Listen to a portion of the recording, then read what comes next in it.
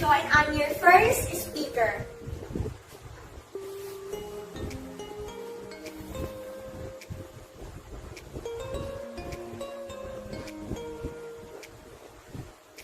Today we will address the topic of globalization and how it contributes on hospitality and tourism industry.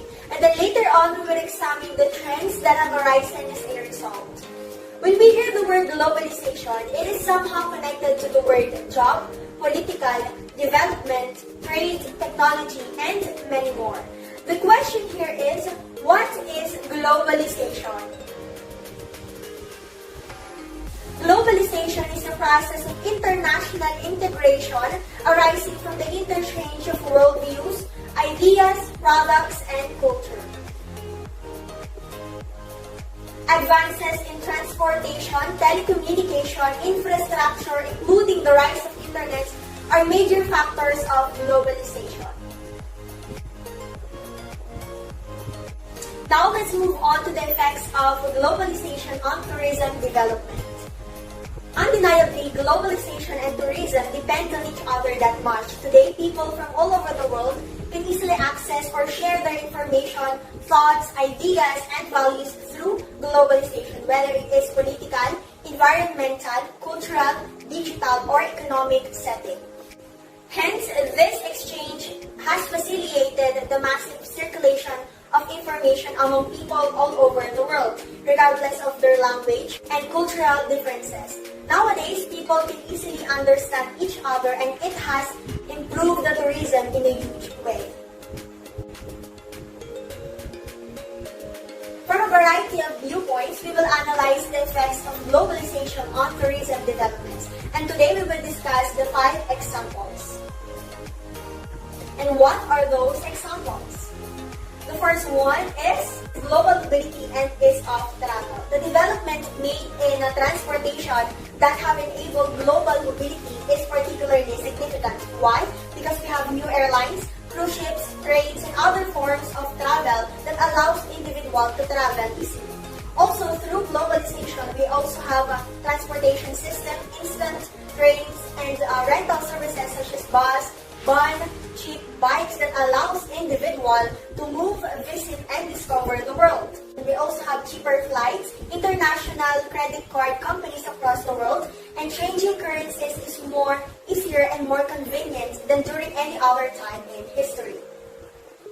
The second one is population and demographic trends. The population, though not universally across the planet, tends to grow, and to keep up with all these changes in demographic, destinations should provide goods and services that suit the older, culturally diverse, multi-generational travelers as well as the adventurous youth.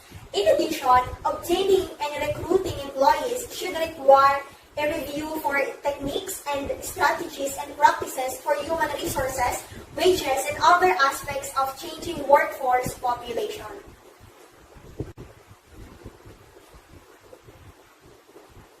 The third one is safety and security. Amidst pandemic, safety and security is the driving reasons for tourists to select a particular destinations, and certainly a lack of safety and security eliminates a location from travelers' wish list or from tourists' wish list. As countries move to protect their people, safety is undeniably significant, and safety organizations across the planet provide their people with guidelines and warnings to keep away from the unsafe areas and civil instability. Next is increase of awareness to new destinations. A greater understanding for destinations and recreational sports places, communities to visit across the planet is another effect of globalization in tourism. Obviously, creating a destination's awareness is a crucial first step in promoting a new destinations, and this is accomplished through travel shows, blogs, movies, and other means of communication. Given the vast number of places open for tourism, competition to draw tourists is tough, and it is possible to lose on the noise of global competition. The last one is poverty. Globalization has rising demands for goods and services and to overall economic development. as a decline across the years as a result of global poverty. The gap between the richest and the poorest has widened as well. A large amount of population across the planet is actually unable to engage in tourism and benefit from it. Once again, I'm Sherica and I'm Landicho. And this is Globalization.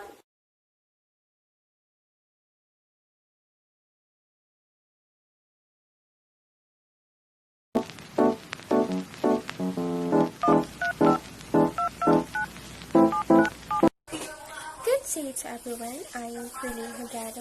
This chapter explores the topic of globalization and how it relates in tourism and hospitality industry that present both opportunities and threats.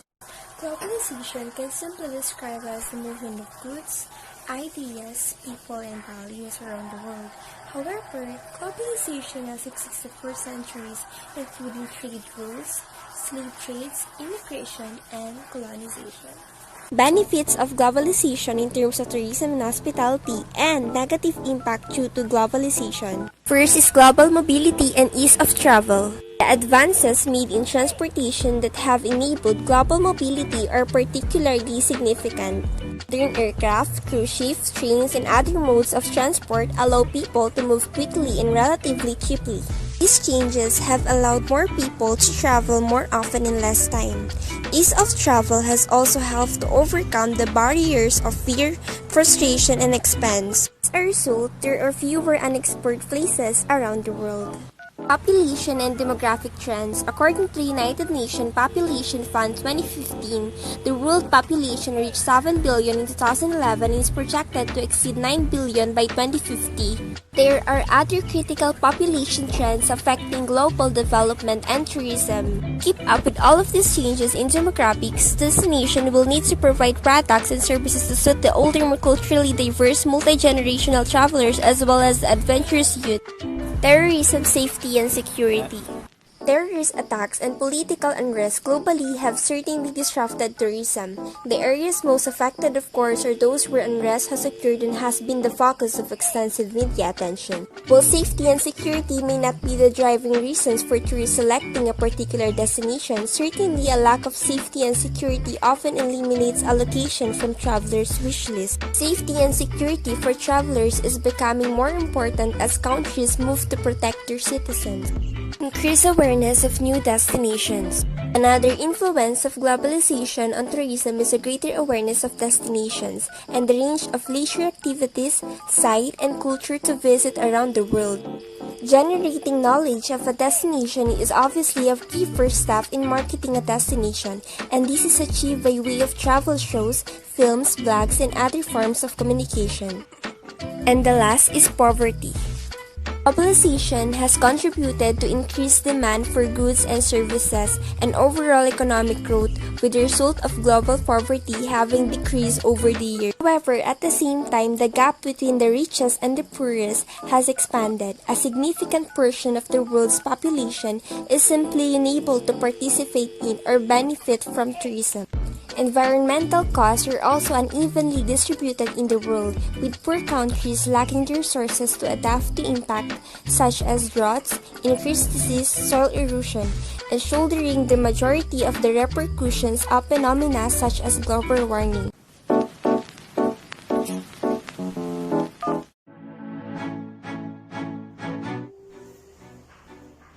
Oh, so hello guys, my name is Raeven de Ricafort, and I'm reporting about the economical aspect and the socio-cultural aspect to the trends in tourism and hospitality. So first, I'm going to report about the trends in tourism and hospitality, the economical aspect. Spending on tourism and hotels is closely related to the economic cycle. Certainly, spending of leisure activities such as holidays tends to be one of the first things that consumers cut back in many times of economic hardship. In the second half of 2008, a decline in international tourism began and intensified in 2009 after several consecutive years of growth. A sharp decline in tourist flows. Length of stay, tourist spending and increased restrictions of business travel expenses led to a significant contraction of tourism and hospitality economic activity worldwide. So as you can see, there is a graph that locates and shows the international tourist arrivals and tourism receipts. It changes over previous year. According to the concept of tourist flows, there are a number of microfactors influencing the patterns of travel.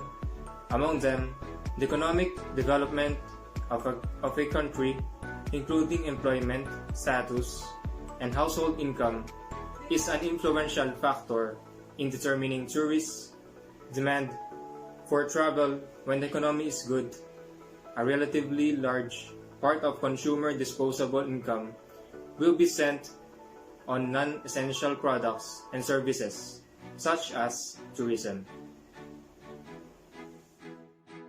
And in economical aspect, it has a travel patterns. Tourist travel patterns, including the type of trips and the number of trips, are likely to be affected by the economic development of the tourist generating region. The demand for short breaks dominates the market trend during economic hard time. The number of longer trips fell by 10%, but there are more tourists in taking short breaks, an increase of 1%. Overall speaking, the total number of trips taken during the year fell by 6%. It means that the lesser people are willing to spend their money on travel during economic hard time. Even when they wanted to travel, short trips that cost less money are preferred. And in economical aspect, it has an importance in tourism. It is the one of the most important aspect for developing countries. Both domestic and international tourism must be considered to evaluate the impact of tourism on the economy. To the host region, area, and travel provides a basis for developing tourism as an export industry, which means that the level of economic activities of the area shall increase through the sale of products and services to the tourists. So next is all about trends in tourism and hospitality, the social, cultural aspect. Customers of tourism and hospitality can be distinguished based on a number of characteristics. Among them, generations and lifestyles have received increasing attention as predictors of social cultural trend in the tourism and hospitality industry. Aging population. As the baby boomers grow older in the coming decades, great change will occur across North America, Europe, and some Asian countries as the older people become a very important part of the population. It is estimated that the population of 65 years and older will increase from 6.9% in 2000 to almost 16% in year 2050. A higher percentage of the older population will be found in more developed in such countries, where those aged 65 and above will increase from only 14.3% of the population in 2000 to 26.9% in 2050. The needs of older people are very different from the needs of middle-aged and younger people, and this can be a challenge to marketing for the tourism and hospitality industry. In tourism, in socio-cultural aspect, the hotel must be designed in a user-friendly manner for seniors who will otherwise be driven away. The facilities should recognize the physical limitations of the older customers. Walking up the steps at their entrance may be difficult for some. Not to mention carrying the luggage with them. The restaurants must also provide traditional comfort foods, which the older customers are more familiar with, and must be provided with nutrient and rich foods. And the socio-cultural aspect has also an importance in tourism. In relation between the tourist as an individual or a member of group and the social network such as family, friend, neighbor, where the tourist is seen as a representative of the home preference group. Socio-cultural aspect, its composition, and its program and relations with other groups it encounters, those who serve the industry, and the host population at the destination.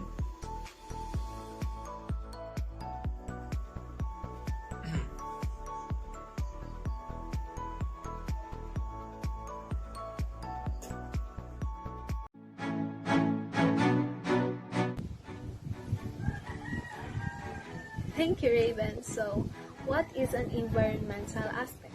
Simply put, an environmental aspect is any part of your company's activities that can interact with environment, either positively or negatively. This could be chemicals that are emitted into the air from vent during one of your processes, or chemicals that could be expelled in your wastewater. This could also be taking into account the use of resources that your processes utilize, or the environmental effect of the amount of waste you dispose of. The important thing is to review each of your processes and determine what environmental interactions there are. It is important to look at all factors of the environment when reviewing your processes to determine the aspects. I like to think of 6 different categories when I think of the aspects.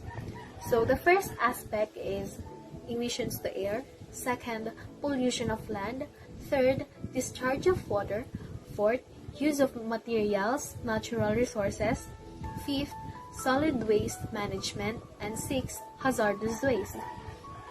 A seventh that can be considered is other local environmental community issues.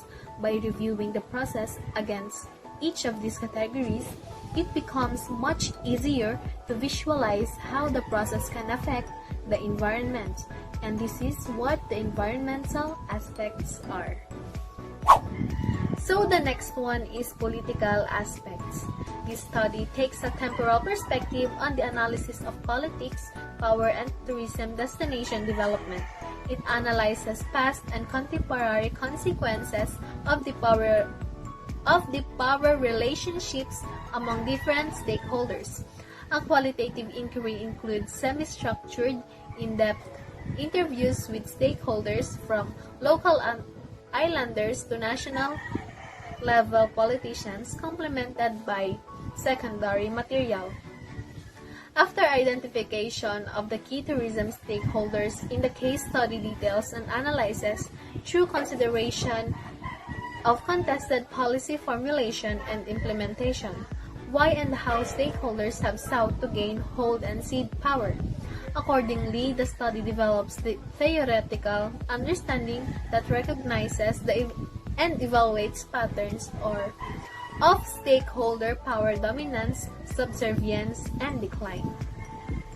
The government has a role to play in tourism planning, which is not limited to economic development and poverty reduction, but includes building the nation's image and identity.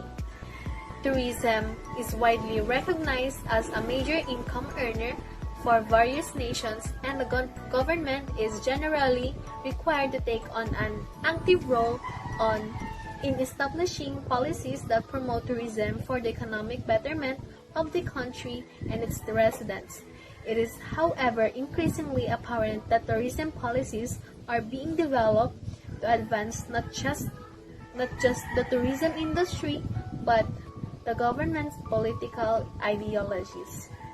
The tourism industry is monopolized by private sectors, companies, whose role is focused on marketing and maintenance of tourism facilities, whilst the public sector focuses on managing tourism environment, issuing policy guidelines, and protecting the nation's image.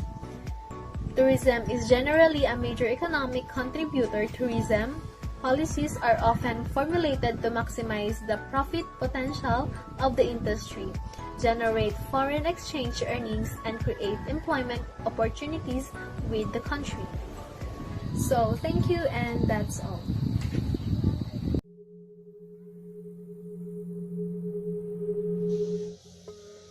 So now, let's talk about the technological aspect.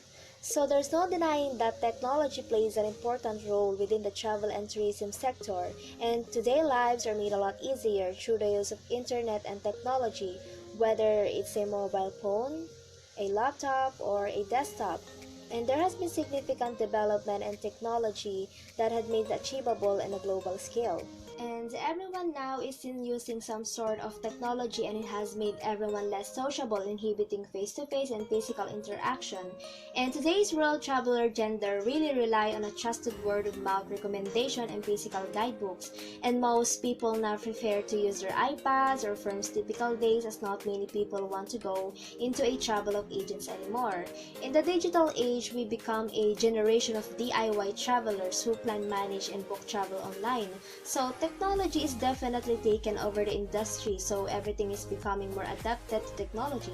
Like cars are being more advanced, and more the travel agents are losing businesses because of this high demand in technology. But technology allows the traveler industry to reach more people than it ever has before, and as a result of that, most of the travelers now are younger, better, and more tech savvy. Technology has definitely forced the travel industry not only to step into the 21st century, but to also embrace it wholeheartedly. And the reason why people use technology while traveling is because some people put to use their boarding pass on their phones, and someone said they often use Google Maps to get around, and they prefer to use technology to pass the time. And technology is beneficial and more accurate than anything before. Certain things can be programmed to do more stuff than an actual person can. In someone's opinion, they think technology will help people a lot, especially if they are building their own business, or if you need help with something, you can just ask Google. And people think technology helps people decide on what destination to go to. As long as they look to book something, they'll just pick up their phone, laptop, or iPad and search for the attraction and destination instantly to check out the reviews.